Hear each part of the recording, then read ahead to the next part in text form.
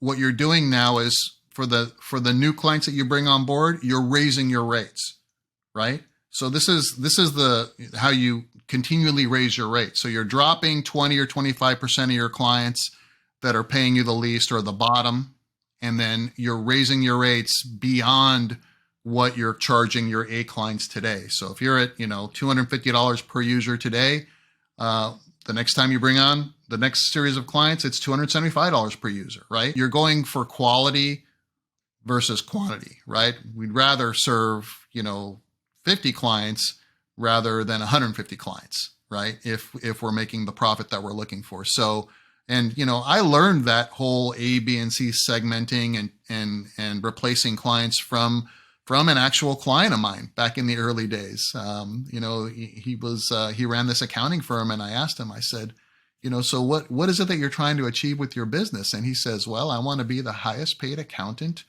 in Orange County, California. And I'd never heard anything like that before. It sounded pretty bold. And I said, well, how do you plan on doing that? He says, well, every year I go through my client list. He was selling these C customers of his to other accountants.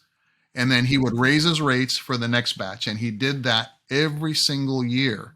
So that's how he was going to achieve, his goal of being the highest paid accounting firm in Orange County. And I think that type of process can be challenging for some folks. I mean, to sit there and say, here's the line, everybody below it, we're just gonna build, on the next one. But I think if you're in a growth mode and you're strategic about it, you have to make room for these new clients, and you have to raise your rates.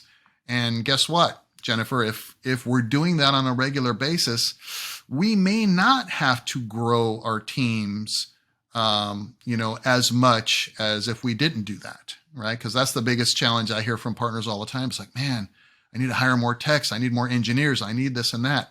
And it's because, they're keeping, I think, a lot of their clients, rather than maybe taking an approach like this that says, look, every year I'm going to exit, it doesn't have to be 20%. It could be 10%. It could be whatever it is. But again, you're kind of load balancing your resource capacity needs, right, along with it. So it's not simply about making more money. It's about how you utilize that top line revenue to reward and keep good staff and to hire the staff that you need along the way, so that, to kind of allow for controlled, sustainable growth.